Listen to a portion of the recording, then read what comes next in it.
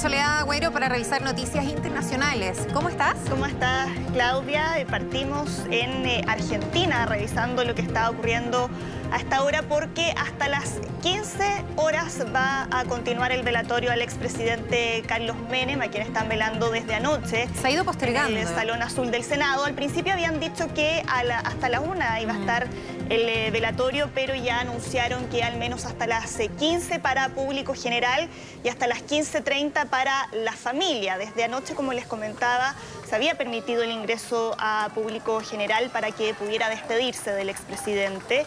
La vicepresidenta Cristina Fernández fue quien recibió el cortejo fúnebre, luego llegó el presidente Alberto Fernández a dar sus condolencias a la familia. A la medianoche la capilla ardiente cerró, pero luego este lunes a las 7 de la mañana volvió a abrir sus puertas. Sabemos que los restos van a ser inhumados en el cementerio islámico, aun cuando él profesaba la religión católica. Pero es que ahí está su hijo enterrado, ahí está, ¿no? Claro, su hijo Carlos Menem Jr. en el cementerio islámico de La Tablada, donde debiera llegar entre las 4 y las 5 de la tarde aproximadamente, donde se espera que ahí también se lleve a cabo una pequeña ceremonia. Pero no en toda Argentina han querido participar de estos 3 días de duelo que decretó el presidente Alberto Fernández, porque en la localidad de Río Tercero, en Córdoba, ahí las autoridades decidieron no adherir al duelo nacional, no rendirle ningún homenaje. ¿Y por qué? Porque fue en esa localidad donde se produjo la explosión de la fábrica militar de Río Tercero en 1995 y las autoridades lo consideran a el expresidente Carlos Menem el principal responsable de esa explosión que dejó 7 fallecidos y 30 heridos. De hecho, Menem estaba procesado por esa causa.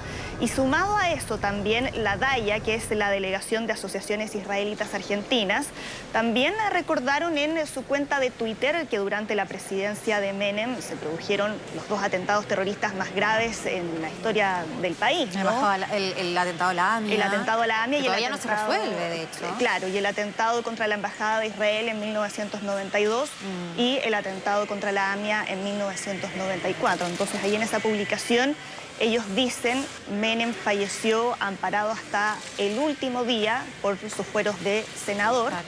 Él durante los últimos 15 años había sido senador y eso dicen que impidió que estuviera preso, y agregan que nunca pagó por su responsabilidad en el encubrimiento del atentado contra la AMIA, un personaje que tiene que genera controversia, que genera controversia, tal como estuvo marcados también sus años de mandato durante los 90. Pero nos vamos a mantener atentos a cómo continúe el velatorio del expresidente Menem y también al traslado de su cuerpo al cementerio de La Tablada. Perfecto.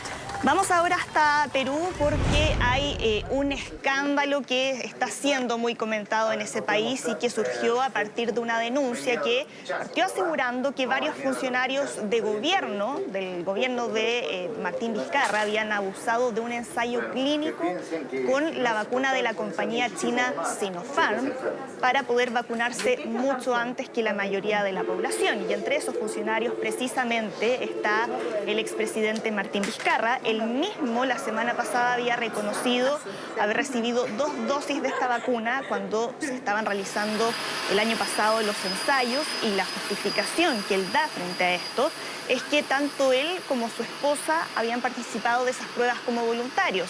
Pero ¿qué es lo que pasa? Que desde la Universidad Peruana Cayetano Heredia, que está coordinando esos estudios con la vacuna, salieron inmediatamente a desmentir esa versión, y ahora el escándalo ha seguido escalando al punto de que la Fiscalía ya anunció una investigación preliminar contra el expresidente Martín Vizcarra.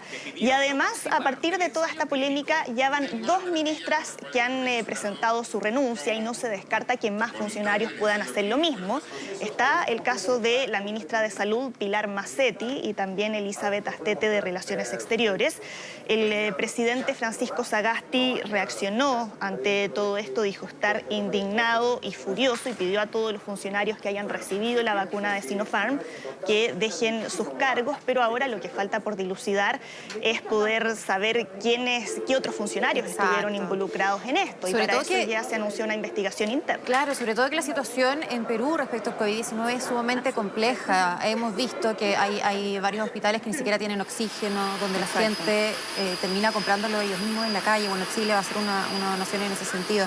Pero es muy, muy complejo, así que lógicamente que esto genera polémica porque es básicamente saltarse el protocolo que rige para el resto de la población. Claro, algo que además se conoce justo cuando ya estaban empezando a inocularse las primeras dosis a personal de salud, algo que había abierto una luz de esperanza en medio de una pandemia que ha golpeado muy duramente a Perú y donde además también hay que ver el impacto que esto pueda tener el 11 de abril, que es el día donde se van a llevar a cabo las elecciones generales y donde, de hecho, el expresidente Martín Vizcarra está compitiendo por un escaño al Congreso, donde seguramente esto lo va a terminar afectando. Sí, le juega en contra de todas maneras. ¿Y qué pasa con los contagios en Estados Unidos? Sí, en Estados Unidos ahí el panorama está lentamente siendo cada vez más auspicioso porque ya detectaron que las cifras de contagios han sido las más bajas desde el mes de octubre, con 64.000 nuevos casos que se detectaron el domingo, de acuerdo al conteo que realiza la Universidad Johns Hopkins.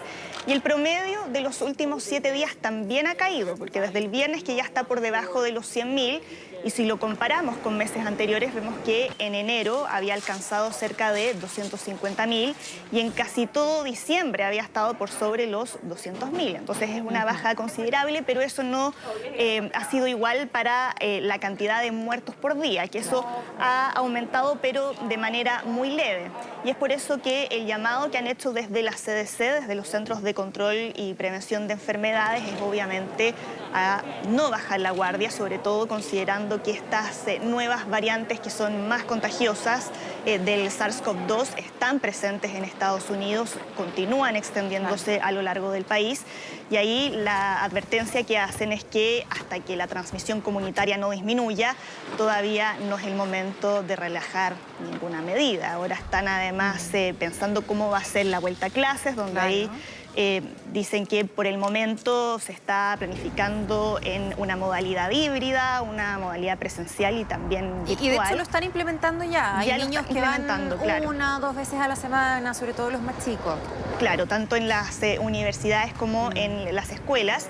Y esto además de la mano del avance del proceso de vacunación, ¿no? Donde hasta el momento ya se han administrado más de 50 millones de vacunas, donde 37 millones corresponde a quienes han recibido la primera dosis y 13 millones ha sido bien la segunda expedito, dosis. además ahí vacunan a todo el mundo, incluso a los que van como turistas de vacaciones, aunque que ahora cumplen con los criterios. En Miami trataron de poner algunas restricciones porque efectivamente se estaba produciendo un turismo de vacuna, habían muchos argentinos que aprovechaban porque ahí simplemente con el pasaporte, teniendo más de cierta edad, está inoculada. Claro, aunque ahora a partir de las condiciones climatológicas que se ha visto sobre todo en la costa este de Estados Unidos, ha sido tal vez algo más difícil poder avanzar en la distribución de vacunas. Ahí se ha generado un obstáculo en los últimos días, pero continúa avanzando. Claro. Y vamos a cambiar de tema porque por primera vez la Organización Mundial de Comercio va a tener una mujer como directora general. Se trata de la nigeriana Ngozi Okonjo-Iweala, que ella es además africana, es la primera mujer africana que asume un cargo de este tipo, por lo cual tiene ahí un componente altamente simbólico. Ella fue respaldada de manera unánime en una reunión especial del Consejo General de la OMC. Este es un cargo que se necesita ser aprobado por consenso. Y entre los 164 miembros de la organización, ya había logrado sumar el apoyo de Estados Unidos, que en un principio, cuando Donald Trump estaba en la presidencia, no habían querido apoyarla. Pero ella es una mujer que cuenta con una experiencia muy amplia en el ámbito internacional. Había trabajado 25 años en el Banco Mundial, estuvo 2 mandatos como ministra de Finanzas en Nigeria y dentro de su país es considerada un símbolo, también una de las mujeres más poderosas.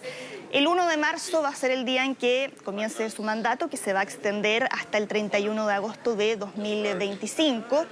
y declaró, después de esta elección, que considera tener una OMC fuerte frente al impacto que ha tenido la pandemia en la economía. Bien, y atención con las imágenes que vamos a revisar ahora, porque en Australia, en Melbourne específicamente, se sorprendieron con esta imagen que estamos observando, que es un destello de luz en el cielo que llamó la atención de toda la ciudad. Inmediatamente comenzaron a subir las imágenes a las redes sociales. Y ahí los testigos que difundieron esta imagen comentaron que era una gran luz verde que atravesó el cielo y explotó, según la descripción de la bueno, es que además ahí empiezan las teorías. Mira, ahí está, ¿no? Claro. Claro, ahí está. Pero fue visto en toda la ciudad, también en otros puntos cercanos a Melbourne. Y la explicación que dan los especialistas, los físicos australianos, dicen que este es un meteorito que viajó a unos pocos kilómetros por segundo y como viaja muy rápido, interactúa con las partículas en la atmósfera que rodean la Tierra y es ese el origen de este destello que llamamos. Con este destello entonces se desintegran pequeñas partículas, claro, no es que cayó el meteorito y claro. Exactamente. Ya, perfecto. Vamos con una buena noticia que tiene que ver con los duques de Sussex, sobre todo que ellos tuvieron una noticia muy triste durante la cuarentena, que lo contó Meghan Markle, que había perdido una guagua por un aborto espontáneo. Un anuncio de San Valentín. Aquí estamos viendo precisamente la imagen con la que Harry y Meghan anuncian que están esperando su segundo hijo, un hermano. ¿Sabes a quién me recuerda esta foto? ¿Viste la película Notting Hill? Sí. La última escena donde están en un parque y ella está recostada justamente sobre el... ¿Cómo se llama este actor que es tan típico? El actor Hugh Grant. ¿Ya? Está ahí Julia Roberts recostada sobre la falda de Hugh Grant y es exactamente igual. Sí, muy bonita en todo caso. Sí, y es una fotografía además que captó un amigo de Meghan y Harry. Es una imagen en blanco y negro que, como estamos observando, además ha sido portada obviamente de todos los medios británicos este día lunes. Y quien la captó fue Missan Harriman, que es un fotógrafo amigo de la pareja y que la captó con un iPad de lejos. Ah, mira. Y, se ve bien pronunciada. ¿Cuántos meses tiene? Sí, no se sabe todavía, fíjate cuántos meses tiene. Porque además, bueno, debe haber tomado todas las precauciones, tomando en cuenta que ya tuvo una pérdida, de haber esperado quizás más, ¿no? Sí, claro, ella en el New York Times, como tú mencionabas, en noviembre del año pasado había publicado un ensayo donde ella decía que había sido una experiencia muy dolorosa para ella y de la que pocos hablaban. Pero desde, yo diría, octubre, noviembre, que ya vienen algunos rumores dando vueltas de un posible embarazo de Meghan Markle. Y fíjate, Claudia, como dato curioso, también fue un 14 de febrero, el día que la princesa Diana anunció que estaba embarazada de su segundo hijo, del príncipe Harry. Bueno, seguro que no fue coincidencia. Seguramente fue un guiño ahí, pero en ese caso ahí Harry nació en septiembre. Y a juzgar por la imagen que veíamos, lo van a ser antes el hermano chico de Archie, ya. Sí, y recordemos que había sido un comunicado donde habían dicho que confirmaban que Archie iba a tener un hermano o una hermana menor. Y se sabe además que el segundo hijo de Meghan y Harry, si bien ya no están participando en las actividades oficiales de la familia real, sí va a estar en el puesto número 8 en la línea de sucesión. Sí, bueno, y no va a ser tan asediada por la prensa como cuando tuvo a su primer hijo, ¿no? De hecho, ella ha ganado batallas legales con este respecto y sobre todo tomando en cuenta lo que sufrió Diana de Gales por este mismo tema. Así que bueno, una buena noticia para los duques de Sussex y para tanta gente que los sigue de cerca. Que estés muy bien, Soledad, muchas Claudia. gracias. Que estés bien, buenas tardes.